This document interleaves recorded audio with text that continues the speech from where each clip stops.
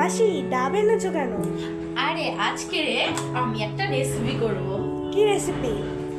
চল দেখাবো। দেখ কি বলতো এবার?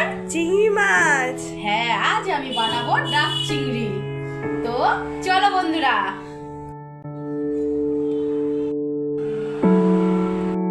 প্রথমেই আমি চিংড়ি মাছগুলো এভাবে কেটে নেব, দেখতেই পাচ্ছেন বন্ধুরা। এখানে আমি একটা ছুরির সাহায্যে এরকম একটা খাবার থলি আছে, তো সেটা আমি বেছে নিলাম।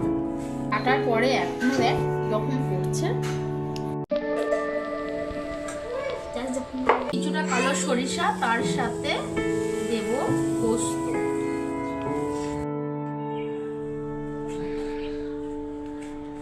ব্যাস।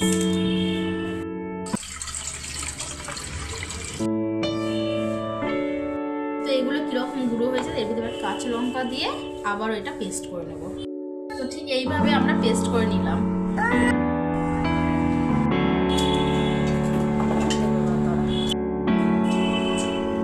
এইভাবে আমি চিংড়ি মাছগুলো মেখে নিলাম। আর অন্য পাত্রে যে তেলটা দিয়েছি, তেলটা দেখো গরম হয়ে যাচ্ছে। তো গরম হবে, তেলটা গরম করতে হবে। তারপর এক এক করে আমি চিংড়ি মাছগুলো ছেড়ে দেবো।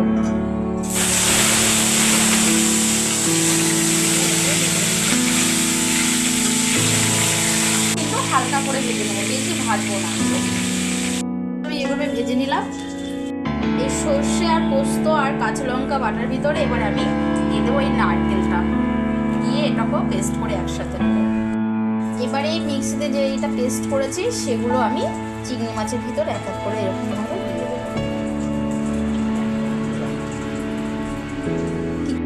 নারকেলটা কিন্তু একটু এরকম থাকবে। হলুদ দিয়ে দিলাম স্বাদ মতন একটু নুন দেবো, স্বাদ মতন আমি চিনি দিয়ে দিলাম। বন্ধুরা আমি এই যে নারকেলের যে জলটা রেখেছিলাম সেটা দিয়ে এটা ধুয়ে এবারে মিক্সিটা দিয়ে দেবো। তো বুঝতেই পারছেন এই যে এই শিল নোড়া যেটাকে বলে, ধোয়ার এটা দিলে নাকি স্বাদ ভালো হয়। তো আমি একটু এখানে তো শিল নোড়াই বাটিনি, তো আমি মিক্সিতে বেটেছি সেটাই ধুয়ে দিলাম। বন্ধুরা আমি এক এক করে চিংড়ি মাছগুলো এইভাবে দিয়ে দেবো। পুরো চিংড়ি মাছটা আমার ডাবের ভিতর ধরেনি, তো যতটা ধরেছে ততটা দিয়ে দিলাম।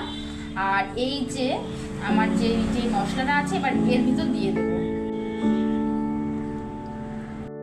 গোটা কাঁচা লঙ্কা এর ভিতর দিয়ে দেবো।